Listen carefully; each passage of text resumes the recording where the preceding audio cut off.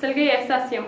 په دغه ورځو کې لکه څنګه چې تاسو ته معلومه ده قدرمنو لیدونکو زما په اړه بېلابېل راپورونه او خبرونه خپرېږي چې زیاتره حقیقت نه لري. نو زه په خپله یوه ژورنالسته یم او د ننګرهار سره رود ولسوالۍ په یوه لرې پرته سیمه کې دنده لرم. نو 2 ورځې وړاندې چې زه خپل د دندې نه راتلم په لاره کې په ما باندې د ناپېژانده وسلوالو له لورې برید شوی ده.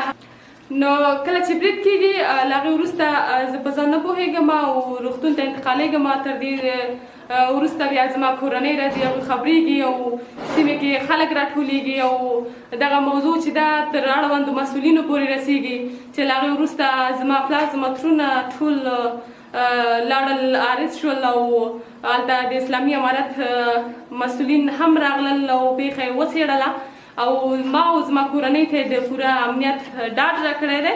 نو تر دې دمه کوم څه نشته دی له اسلامي امارت څخه راضي په دې یم چې هغوی راغله موږ ته پوره ډاډ راکړه او فعلا نو ښه دی موږ د امنیت احساس کوو.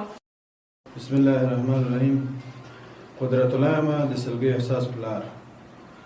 نو دغه څو ورځو کې د سلګۍ احساس په اړه داسې ځینې څو حادثې داسې پرله پسې وشوې د پروسه کال نه رادېخوا.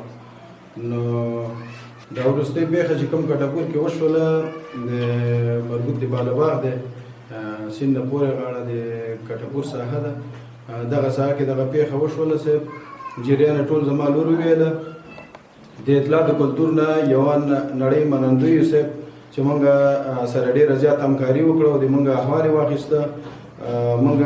موږ په ولسوالۍ او قومنداني د امنیې خبره کړې وه. هغوی یو ګروپ د مارغونډۍ نه راولېږلو صاحب. هغه خلک موږ سره وغږېدل. د هغې د مارغونډۍ د کسانو نه یوه نړۍ مننه، خو دې نه ډېر زیات منندوی په دې خاطر چې موږ او دوی په جریان کې نه وو اچولي صاحب. اطلاع د کلتور موږ په جریان کې نه وو اچولی صاحب او دوی د موږ پوښتنې ته راغله. نو دوی